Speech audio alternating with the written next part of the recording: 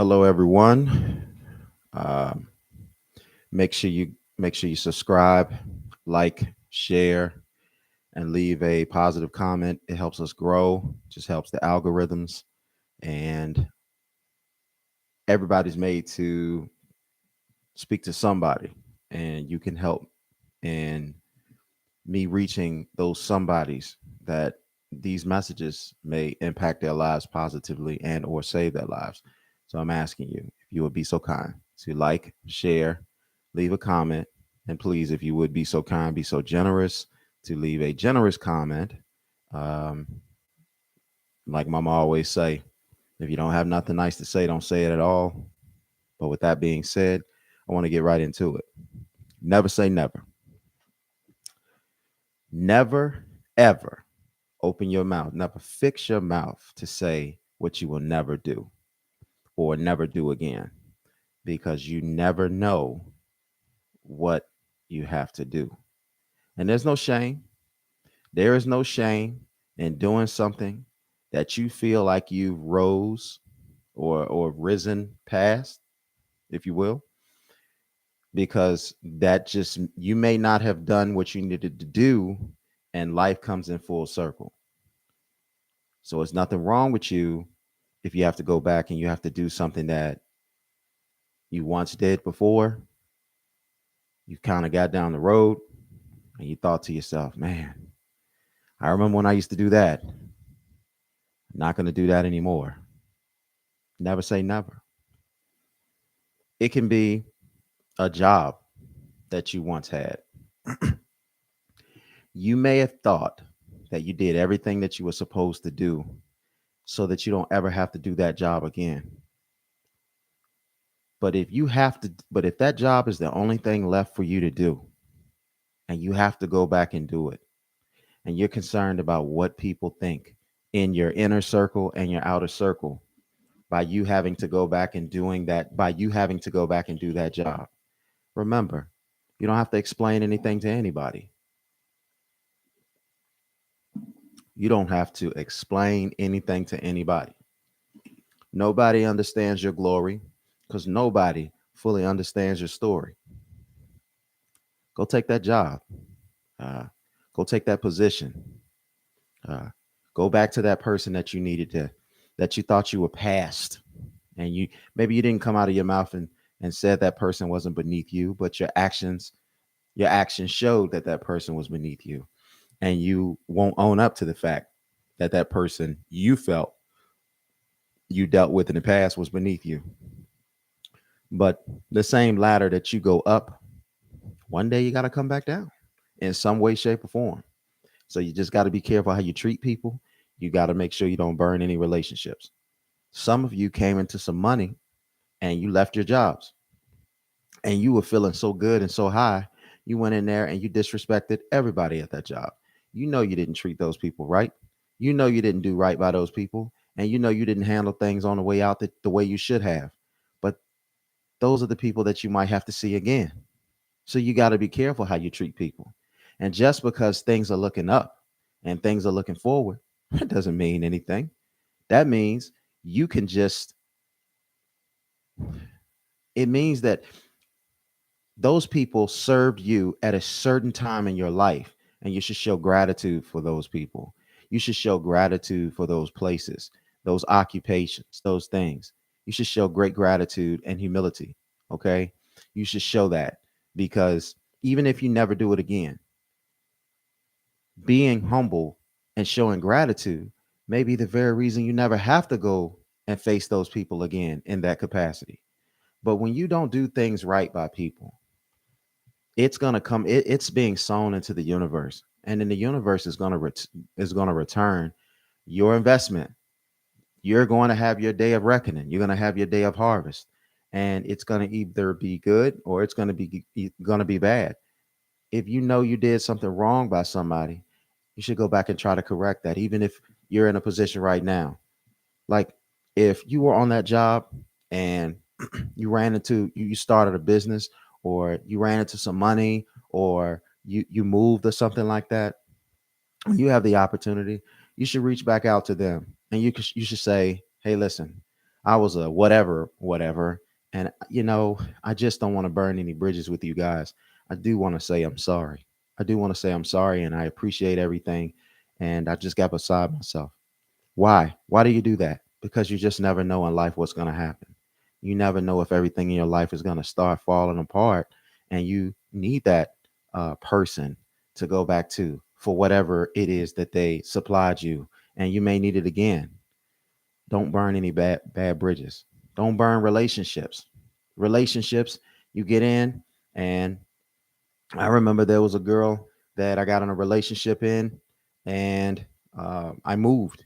And then I was hurt that I moved because I really loved and cared about this girl, but I was going through some troubles, and she was giving me some troubles in terms of how she was treating me and things of that nature. And then what happened? I ended up meeting another girl that I felt was better for me and was closer to me. And that gave me some semblance of power, enough to tell that person, that former person, I don't need you. I don't want to deal with you. I don't want to be with you. And you know what? I went on to be with the new girl, and everything went well until she moved away. So it came back on me. The same way I moved from the original girl and met a new girl, the same way the girl moved away from me and met someone else and talked trash about me. So I got my return on my investment. And get this too. Later on in life, the original girl that I was dating, she ended up going on and becoming great. She ended up becoming very successful, and she looks just like she did when I first met her, well over 20 years ago. She looks just the same that she did when I first met her, well over 20 years ago, and she's doing really well for herself. Now, I'm fortunate because I ended up finding my wife, and I'm grateful. But it goes to show you, you just got to watch how you treat people because they can go on. You never know what they're going to bloom into. And even if they don't bloom into anything, you might think that they might not bloom into anything for you. But guess what? Everybody has their day of reckoning. Everybody has their day of harvest. It's not always harvest time for everyone. Sometimes it's real seedy. They're just planting seeds. You're not seeing any gains on them. You're not seeing any gains on them. It's like the story about the bamboo tree. Okay?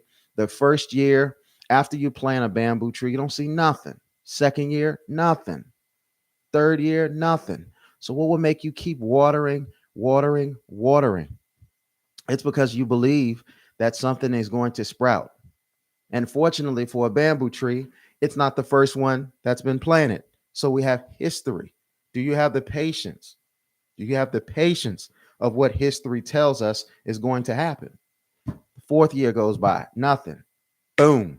Fifth year, that thing sprouts up 80 feet. And then everybody wants shade. Everybody wants to get under the shade now. Everybody was teasing you when you were sitting out there burning in the sun.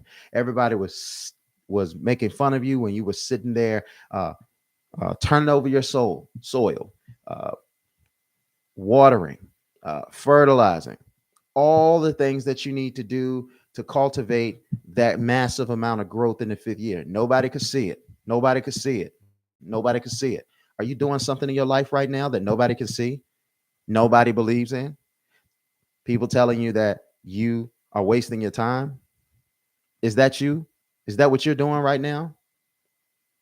You may be doing that. You may have a vision and you may have a dream, and people are going to make fun of you because you're not getting the results that they think you ought to. It's happened to me. I remember when I first started my company. I remember when I first started my business. I didn't have anybody around me to help me with what it took to have a successful business. And so, by the fact that I was doing that, they thought it was foreign. They thought it was something that I shouldn't do. They thought I was crazy for doing it, but I believed in it. Nobody knows really the details of what's going on for them to come to formulate an opinion about what's going to be for you and what's going to be best for you. But if you know what you need to do and what you need, how long it takes you to grow what it is that you need to grow, and you have the stick to itiveness to do that, then don't worry about other people teasing you. Don't worry about other people making fun of you and telling you you're stupid, you're wrong, you're out of your league for doing those types of things. Just do it. Just do it.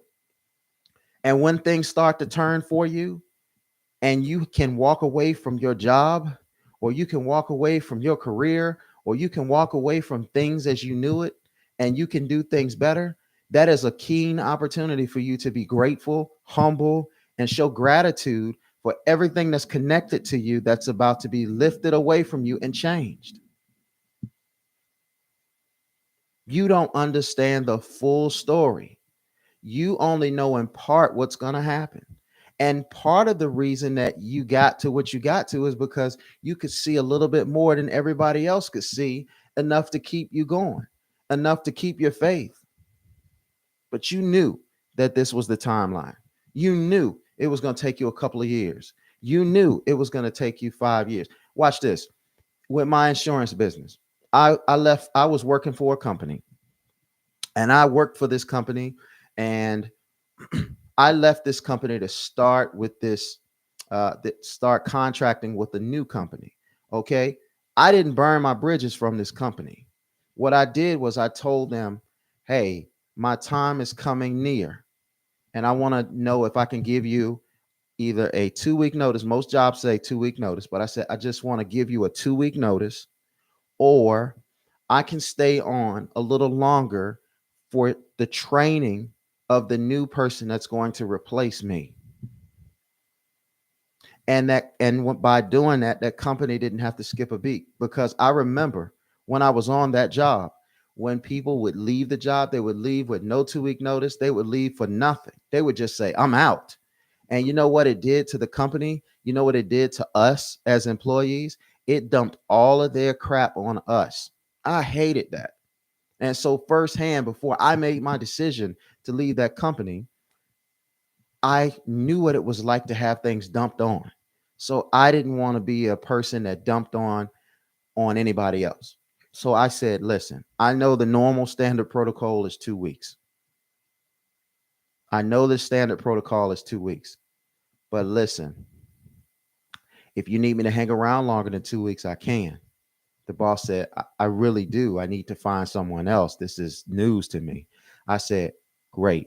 I said, if you need my help, I said, I will help in the interview process when they come on. When they come on, I will go ahead and I will give you my opinion about them. And then when they come on, I said, I will personally train them. I won't hold anything back. I'll let them know everything I know. I'll teach them everything that I teach that they need to be taught.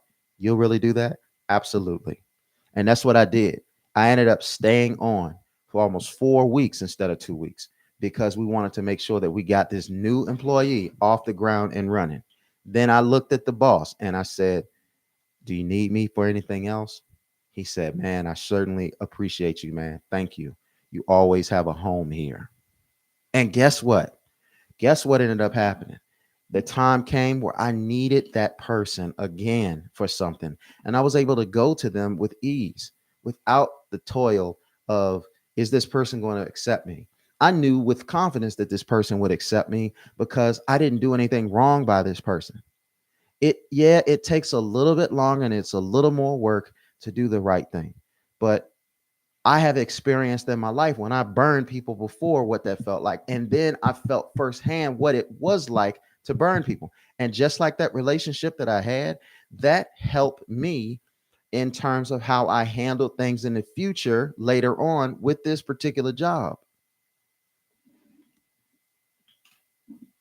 Now, I haven't been back to work that job since. That was my last job. But you know what? If I needed to go back to have a job, who knows? Who knows what could happen? Things in my life could start breaking down. Things in my life could fall apart. And then if I need to pick up the phone and make a call and get a job, I can pick up the phone with confidence and I can call this particular company, and I could say, I'd like to have another opportunity to work for you. And guess what flows behind that?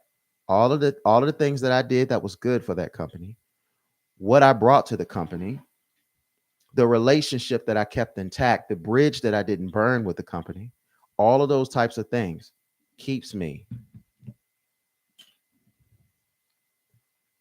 to be able to ask.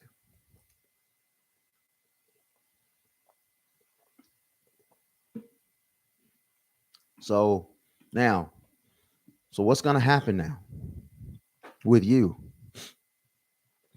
Are you going to never say never? Are you going to say, there's no way that I'll go back to that? Look at the times that we're living in right now. These are some perilous times. These are times that are unprecedented to anybody that's living. If you are living right now, these times are so uncertain right now. Inflation, gas prices, cost of living, COVID. There's so many things that can change the trajectory of what's going on, what you're doing. You know, interesting enough, there's a particular billionaire who's given away billions and billions of dollars to a foundation, and it's going to take him from billionaire status. And why would he do that? Do you think it's something that he may know that you don't know? Some information he is privy to? We look at the US dollar right now. For a while, the US dollar hasn't been in the great standing in the world, but it's under even more pressure now.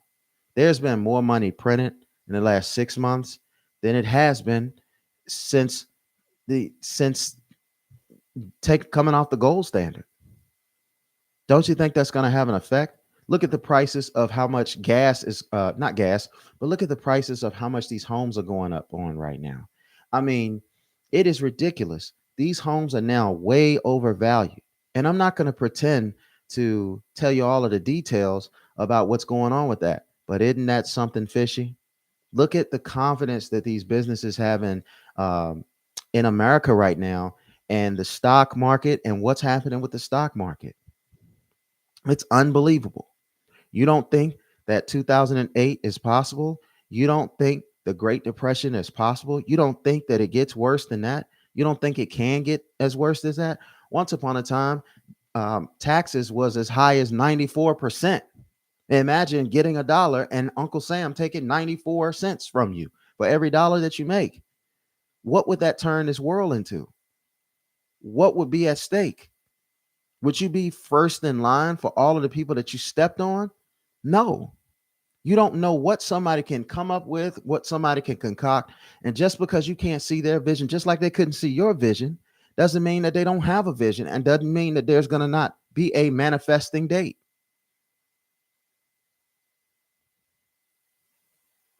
And you're sitting there and you're trying to, you're not so concerned about who you've hurt, who you've burned, who you've made look bad. You need to be trying to, at this particular stage in life, if never ever before, now is the time for you to go back and try to say and patch up as many bridges as you can. Say I'm sorry to as many people as you can, because you thought that you had arrived. You thought that you had got your lift off, and you thought, I'm never going to deal with these people and see these people again.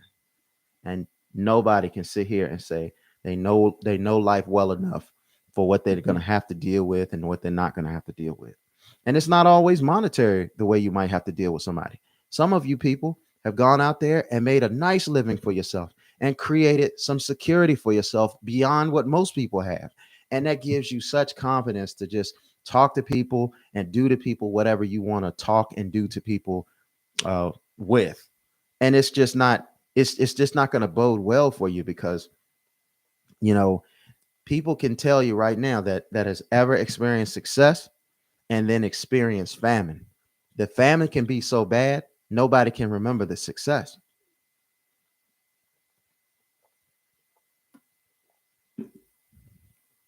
Poverty can come hard, and it can come so hard it can swallow up everything that you ever had. Once upon a time you had all these material things, and next thing you know you got to sell them all just to survive. It can come hard at you. What you going to do if you have a whole lot of money and the money doesn't mean anything anymore? What you going to do then? What happens if the dollar just crashes completely and you're sitting there with a bank account full of dollars, or you're sitting at home with a safe full of dollars? What are you going to do with those wasteless pieces of paper then? What are you going to do? It's going to be worth absolutely nothing. You won't be able to buy anything with it. You won't be able to trade anything with it. You won't be able to do anything with anything. And then what's going to happen? See, because once upon a time, currency wasn't a thing. Currency is a new thing. Capital base is a new thing. It's not that old.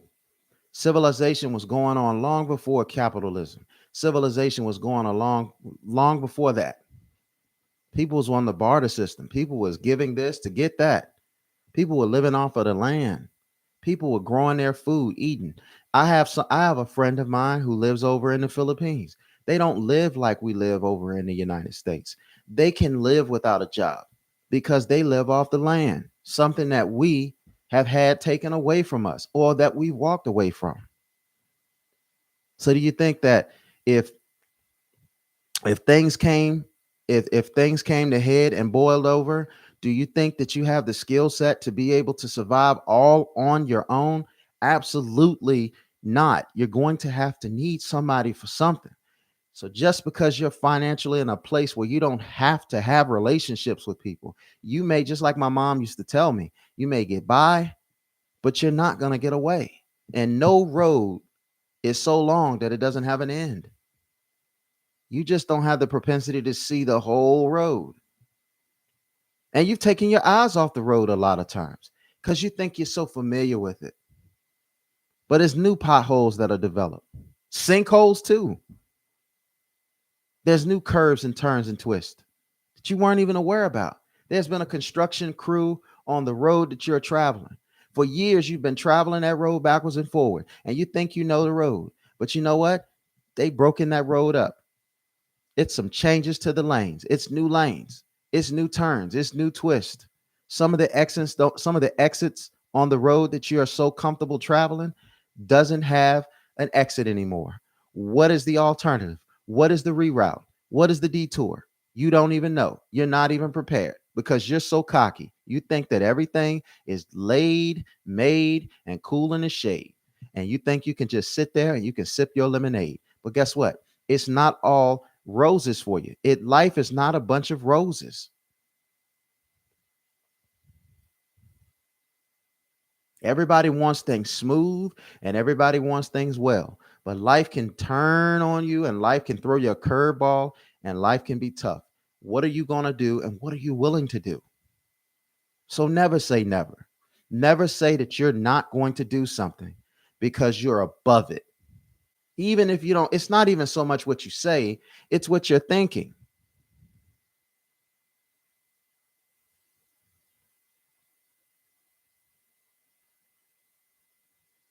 Never say never. Never. Don't fix your mouth to say that. And it might be some of your family members. It might be some of your brothers and your sisters. You got to a point where you don't even check on them. You don't call them. You don't ask. You're afraid to ask them, do you need anything? Because you're afraid of somebody asking you help and that you got to go out of your way or you got to go into your resources or you got to go into your time and give to them. You are so selfish that you don't even want to do that. When the biggest joy that you get is from giving. Some of you just keep score.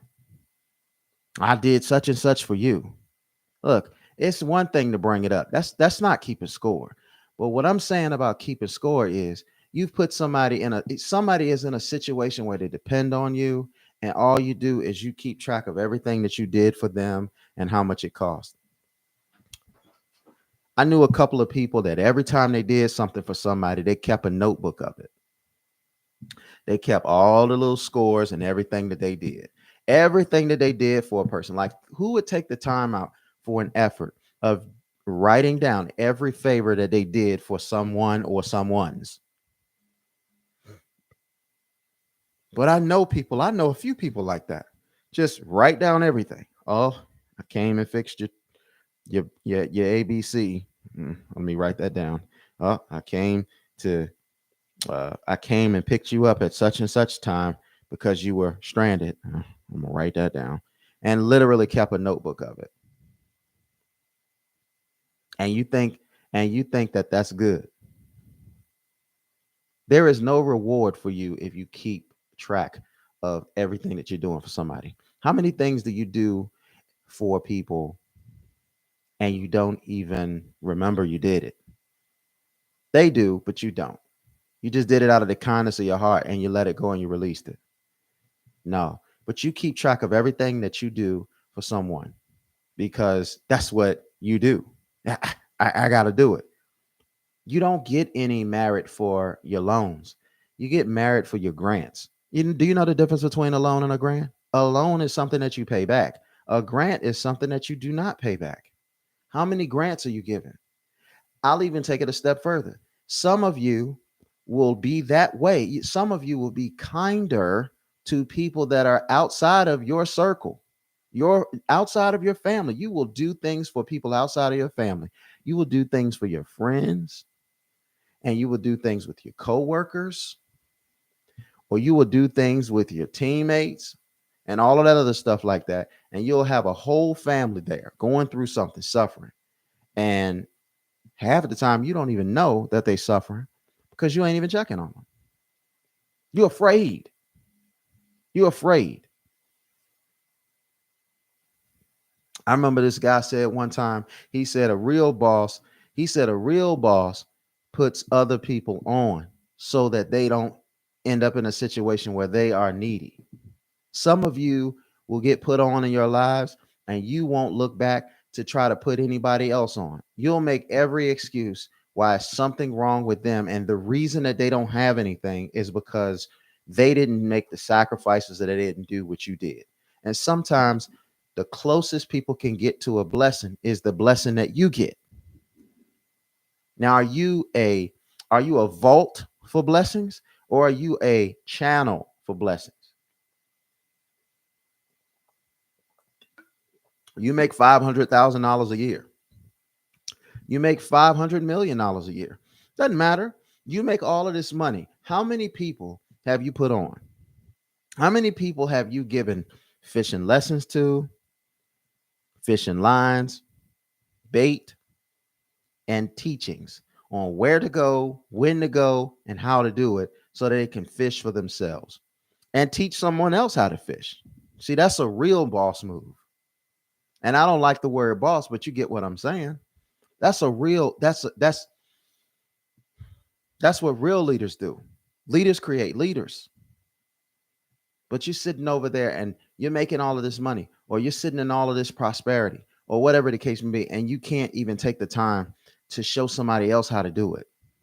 Now, I'll even go on the flip side, though. I'll even go on the flip side because when I achieved, when I started achieving a little bit of success, I was ready to share it. Why? Because nobody wanted to share game with me. So I was ready to share it. So I understand you got leeches out there that are just waiting to learn the recipe. You want to try to give them something and they want the whole recipe. And then they don't want the recipe and show gratitude and thanks for you. They want to get the information that they need.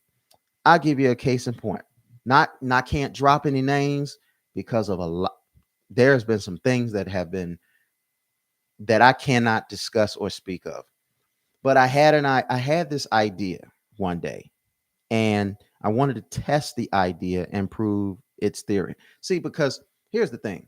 Everything that we have here in our lives that are manifested, they came from human thought. Human thought.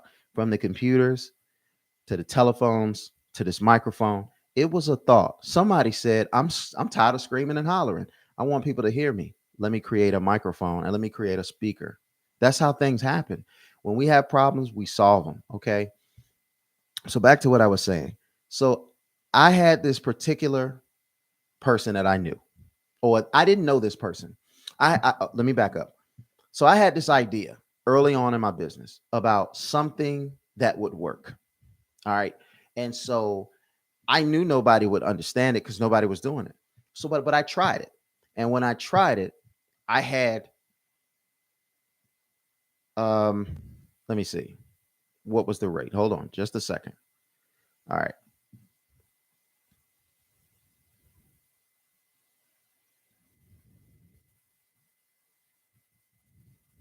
All right. So just doing a little math here.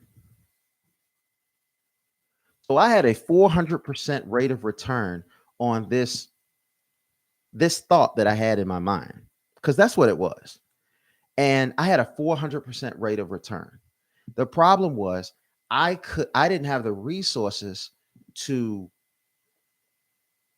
bullhorn it. You know what I mean? I didn't have the resources to be able to project it. So there was someone who had the resources to project what I was doing. They didn't have the idea. And I often say this too. Sometimes the most impoverished people have all of the ideas. And sometimes the people who have all of the money, they don't have any ideas. So what they'll do is they will become venture capitalists, if you will. Just like you ever seen that TV show that comes on, okay, where people come in and they bring their ideas to these men and women, and the men and women, if they feel like it's going somewhere, they will side with them and pour all of their knowledge, expertise, and resources into making it successful. I'm not going to drop the name, but you probably know what it is. But that's what I'm referring to. So somebody heard about this wonderful, groundbreaking idea, and I was very proud of this idea. I came up with things before, but I was really proud of this idea. So this person, he came to me and he was like saying all of the right things. He was saying, "Listen, we can take this idea of yours and we can do it all over the country." And at the time I was saying, "No, I don't want to do that." And I had my reasons for that. But he was just really thinking about scaling it to a level that was massive. And I was telling him, let's not do it that manner. Let's just do it. Let's do it at a certain pace. And eventually we could get there. Well, he would call me, he would make time for me. And it was crazy because this guy was a multimillionaire. Okay.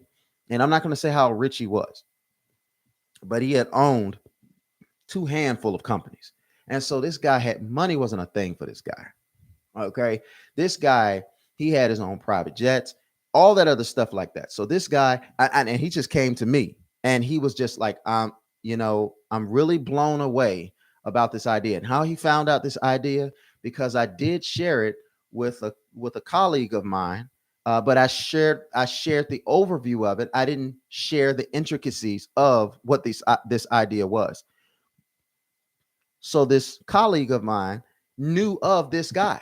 And so he shared, you need to talk to Leandre because he has this idea and it is sure to work. I wish I would have thought of this idea.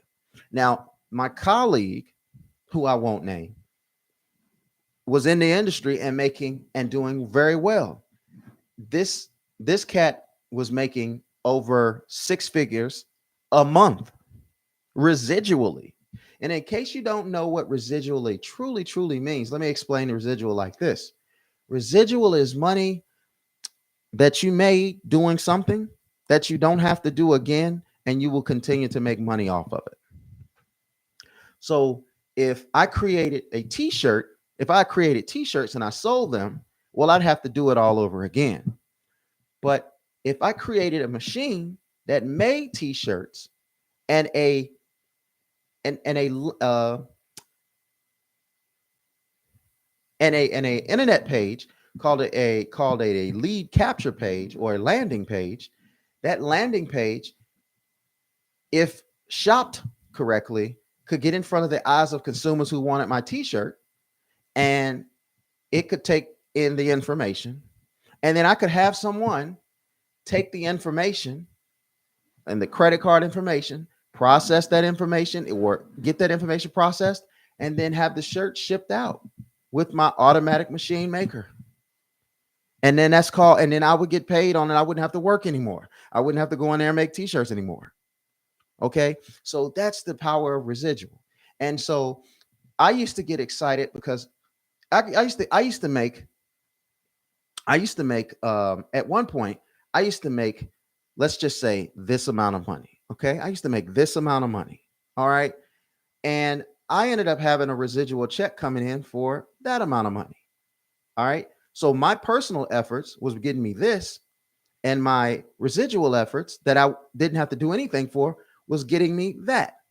And you would say, well, yeah, I mean, I would rather this money right here. No, but I was excited about this money right here because this money took no effort. And the the, the real gangsters of business, they learn how to make this residual money, they learn how to make it and put it up there. So that's what I was getting excited about the most. So I could go out there and I could make ABC amount of money, and then I would have a amount of money coming in that I didn't have to do anything for again. And I was the most excited about that money. And so my concentration was, how can I grow that kind of money? But anyway, back to this guy. He would take time out of his busy schedule because he knew what I had my hands on, and he was trying to learn all of the intricacies about it. And I felt deep inside of myself that this guy is really asking a lot of questions about operations. And I had the conversation with myself. I said, now why would this guy want to know the nuances of everything that I'm doing? And then I said, if I gave him all the nuances of everything that I was doing, then I would be obsolete. So I started giving him little pieces of information, but it was carefully crafted to the point where the dots really couldn't be connected. So I started giving him a little bit of information just to see what he would do.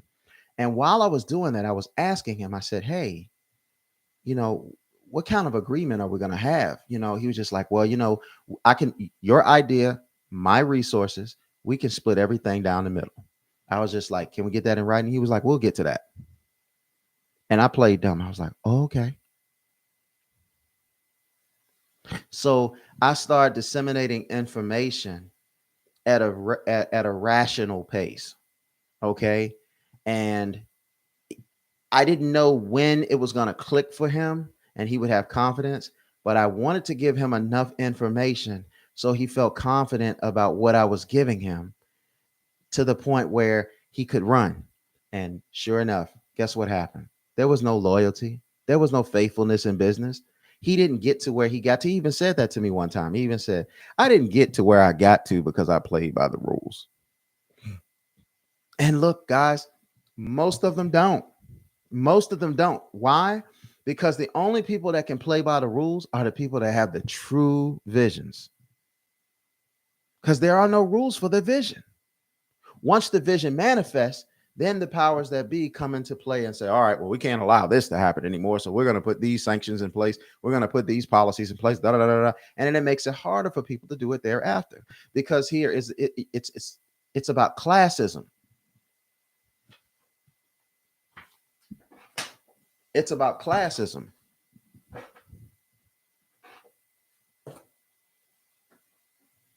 Sorry about that. So it's about classism. Society wants to keep certain people in certain places. And you know what? To a degree, it really doesn't have anything to do with race. It's about class.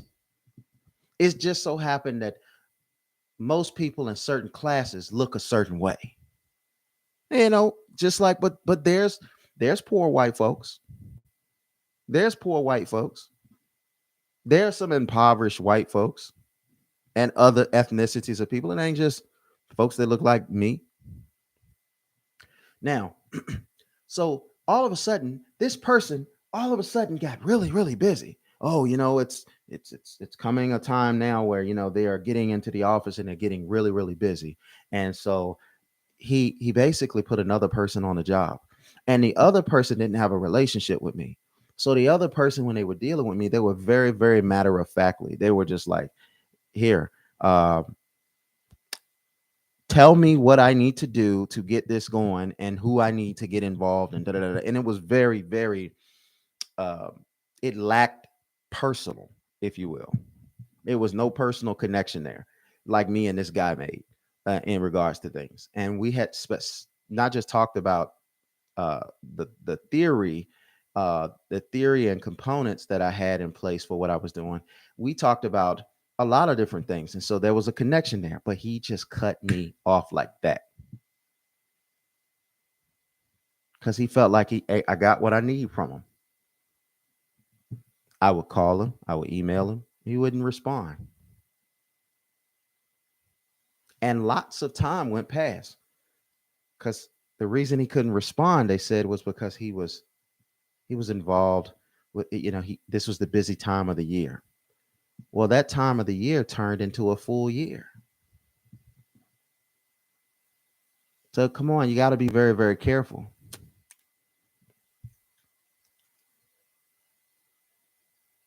I know that I personally, and this is not a lot of people, but when I started figuring out things even before that theory, when I started figuring out things in the industry that I was in, a lot of my peers would see that I knew what I was doing. So they would come out, they would come seek me out. I had somebody that drove into town, okay, booked a hotel, stayed with me for 3 weeks. I mean, not 3 weeks, but for 3 days. Sorry. Stayed with me for 3 days and just shadowed me and watched what I was doing. And as I was doing what I was doing, I was mentoring them. And that person went on to make a comfortable living. And when I say comfortable, I mean comfortable. And I helped 5 other people like that I know of. I remember the company I used to work for, there was a guy who was in charge of the area. He tried to get me to get in front of his whole team for me to spill the beans. And I told him I was just like, hey, listen, what's in it for me? "Oh, what do you mean? What's in it for you? This is your opportunity to shine. I'm not concerned with shine. I'm concerned with resources. Are you going to, because what I'm going to share with them is going to have a positive, meaningful impact on their lives, on their incomes, and especially on your income, because they're all up under you and their downlines under you. I just wanted to know, how would I be compensated? Well, the TED talk ended because a lot of times people will think what they can get out of you. So I see it on both sides. You just have to handle things appropriately, whether you're on the giving side or the receiving side. If the opportunity is being given to you, you have to handle that in such a way that if you have to go back to it, then you can do that. And if you are giving the opportunity, you're supposed to be gracious in your giving for what you're trying to offer people, but you also don't need to be someone's fool and allow yourself to be used. So it's a two sides to the coin thing, and you handle yourself both graciously, but you handle yourself different for whatever side of the coin that you're on, whether you're the head or you're the tail. Because I'm going to tell you right now, no matter how much success I've had in my life, if I had to, for my family, if I had to go back to any one of the jobs that I ever had to be able to provide for my family, I would do it. And people would have something to say, but guess what? People are going to have something to say regardless. You could toe the line the way you feel like you're supposed to toe the line. But guess what? It wouldn't matter. Okay. Sorry about that. You would have to toe the line and people would still have something to say about you negatively. People can like the way, people can just hate the way you walk, hate the way you look, don't like the cologne that you're wearing, the perfume that you're wearing. People can just, they hate the colors that you wear. They just can't think of anything, so they'll pick something. Just like you can pick something positive to say about somebody, you can pick something negative to say about people too.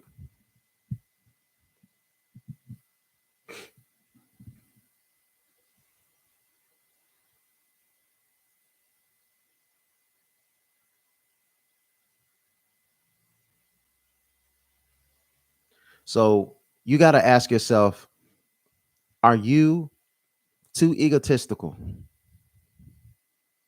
to look back and do some shadow work on your life? And I'm wrapping this up here. You too egotistical to go back and do some shadow work on your life and say, you know what? I made some errors there. What can I do to clean it up? and go back and actually do the work to try to make that right. Now, it's not your responsibility whether the person, place, or thing can accept your make it rightness, if you will. But it's your job to try. You don't want anything holding you back. And sometimes just fixing those bridges can open up a new bridge for you. Sometimes that's the very thing that's holding you back from going to the next level. Are you going to do it? Or are you going to sit there and say, I don't need that?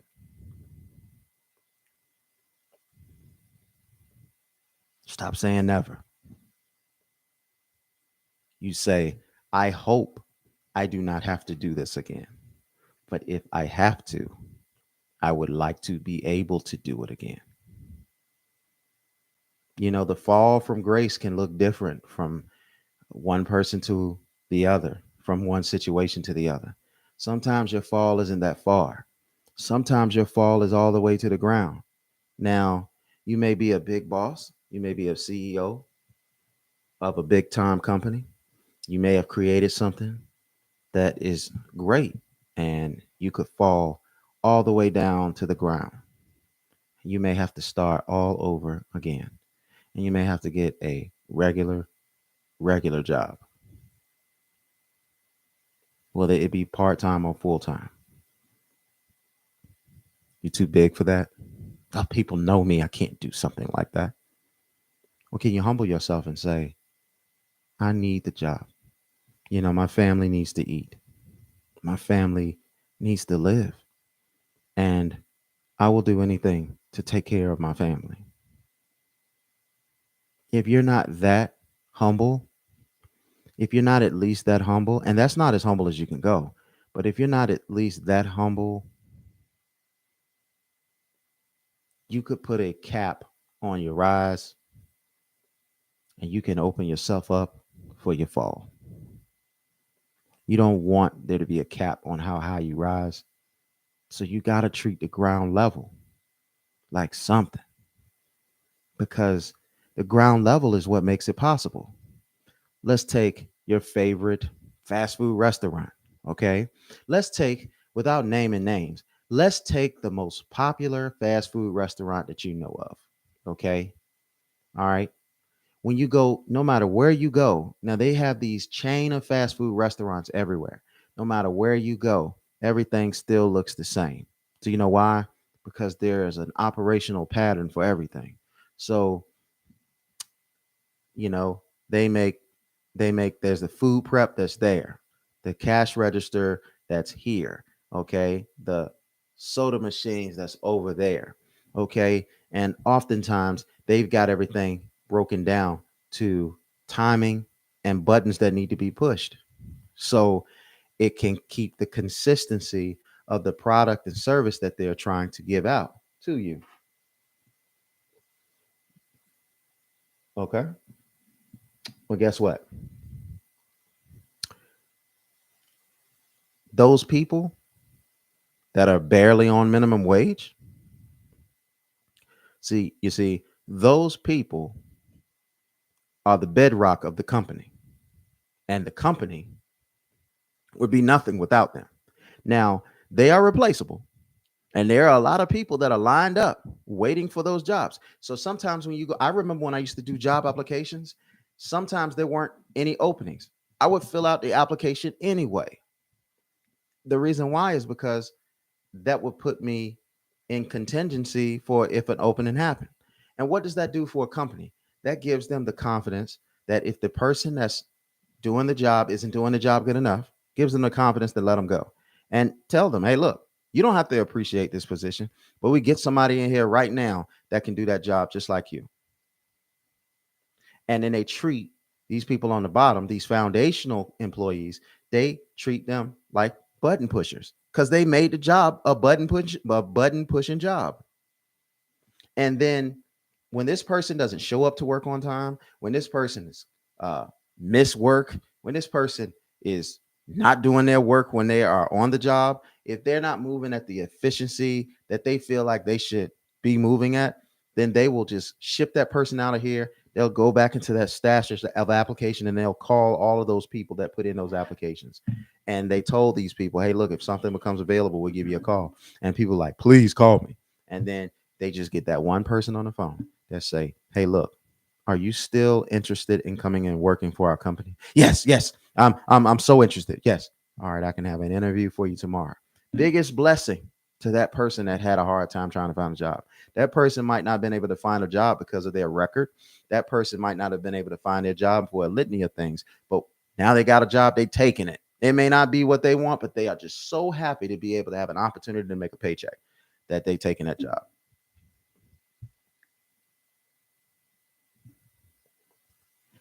And in that vicious cycle, you sort of can't blame the big company for doing that. But what I'm trying to illustrate to you is the ones that's working the hardest get paid the least, and the ones that work the least get paid the most. Managers don't work as hard as those crew members, but the manager gets paid the most. Do you understand? And so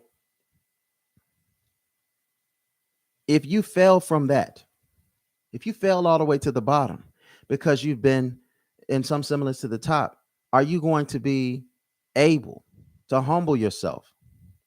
That's why you got to treat the people that are propping up your business or people that are the foundation and the pillars of your business. That's why you got to treat them with high respect, high regard, appreciate them, lean in and have compassion for them. If somebody's late for work, don't just be so quick to cut them off. Try to find out why they're late for work. Because I'm telling you, nobody is exempt from a fall from grace. It can happen to any of us. You hear about professionals in every field that did it all and had it all. And what happened? They fell from grace. You hear about actors and actresses that are no longer in Hollywood that have regular jobs, doing some things that you never thought that they would do. Why are they able to do that? Because anybody can rise and anybody can fall. So you just think about that as you move forward. Take from me today, never saying never, because if you ever get to the point where you feel like you've arrived, you can be sent home and you can be sent off. Again, make sure that you like, make sure that you subscribe, and make sure that you leave a comment. If you are seeing this video, it is important for the algorithms for you to leave a comment. Just leave any kind of comment. Try to be nice, but leave a comment, like it, and share it. Somebody needs this message. Somebody needs to hear it from me, just like somebody needs to hear something from you. It's certain people that I can connect with that you can't, and it's certain people that you can connect with that I can't. Give me an opportunity to connect with anybody that needs to hear it from me. It could save their life. It could save them from trauma. It can save them from doom. And that's what it's about. It's about trying to help each other out. Okay. I appreciate you guys. Also, my information, I'm going to start leaving. It's going to be down there, and how to get in contact with me if you have questions for my email or so on and so forth. Okay. All right. I love you guys.